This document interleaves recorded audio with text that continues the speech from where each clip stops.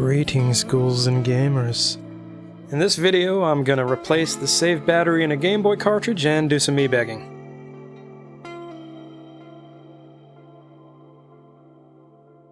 I've been using this hand pump desoldering tool for years. It's past time for an upgrade. This is what I want to get, the Hakko FR-301 Desoldering Tool. Way easier to use. As you can see, it's a bit pricey, so that's the purpose of this video. I'm announcing the FR-301 Fund. Down in the description, you'll see links to Venmo and PayPal, where, if you're so kind, you can donate to me. Help me afford one of these things.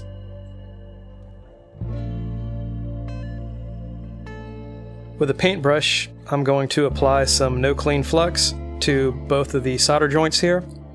These are the positive and negative terminals for the battery. This flux is going to help the solder wet. It'll make it a lot easier to work with.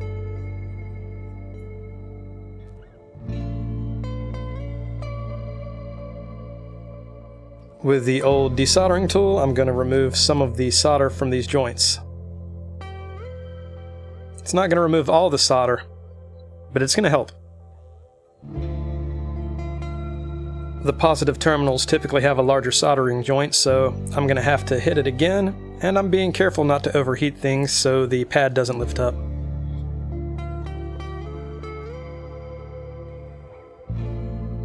With a lot of the solder removed, it's pretty easy to see the battery's tabs. I'm adding a bit more flux to help with flow and wetting.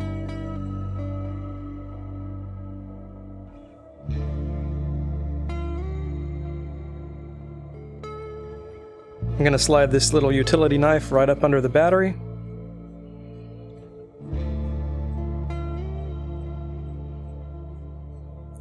I'm going to use a soldering iron to apply heat to one of the solder joints. Twisting the knife slowly, comes right up.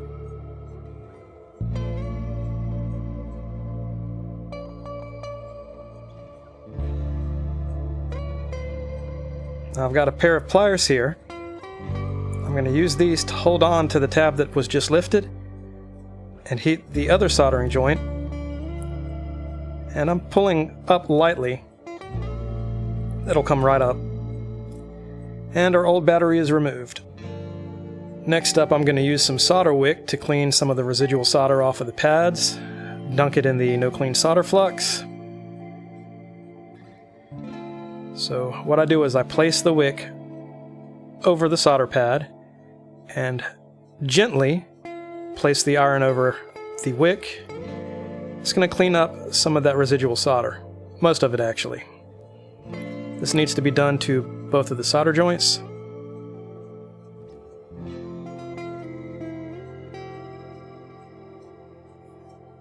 You might see on the wick that I have some solder. I've got a cotton swab and some 70% isopropyl rubbing alcohol. I'm just using this to clean up the leftover flux. Wet side of the swab, then dry side of the swab. It's no clean flux, but I insist on doing this anyway. Next up, more rubbing alcohol and a little piece of shop towel to really clean around the board. Wet side, then dry side. We'll even clean some of the fluxy gunk off the back of the board too. We are ready for our new battery. Time for more flux on the positive and negative pads. Using a little bit of solder, I'm going to lightly tin both the pads with the iron.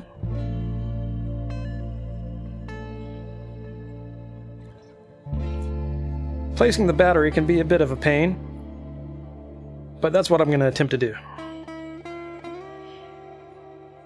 Negative goes on the right, positive goes on the left. And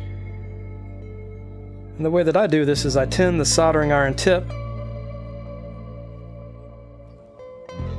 Then I fight endlessly to try to make sure that the battery is aligned properly. Be sure to take your time when doing this.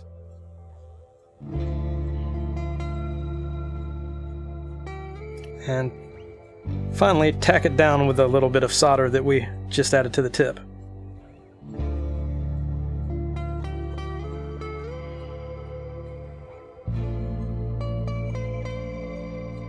Usually this is a bit easier than this. I got the camera anxiety. With that tacked down, it's time to hit the other one, the positive terminal.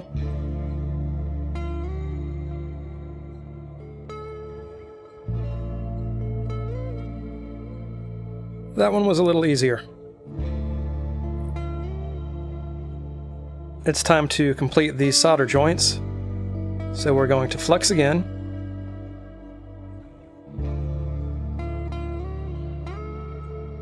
And we're really going to go to town, adding some solder to both these positive and negative joints. The positive joint is a bit larger and it always takes a bit more solder than the negative joint.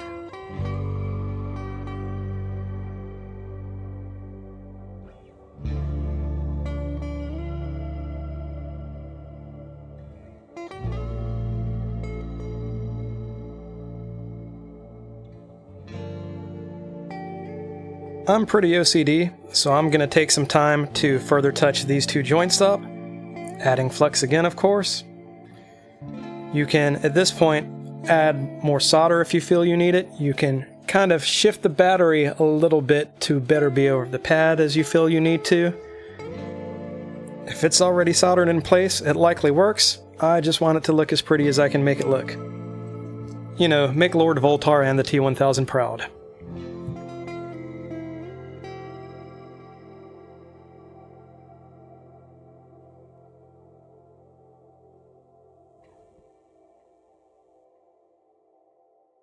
Gotta clean up all the excess flux that was added. Back to the rubbing alcohol. I even used a toothbrush and more rubbing alcohol off camera after I did this, just to clean the board all around. Check this out, isn't this pretty? We've got nice placement and two beautiful solder joints. Off camera I hit it with an air compressor and gave it extra time to dry. Then I created a save file, playing through the game past the first stage. Now's the moment of truth where I put everything completely back together. Check to make sure that that save file is still there. I recently rebuilt this GBASP with a custom shell and buttons. This gives me an opportunity to kind of show it off too. Always a little anxious here.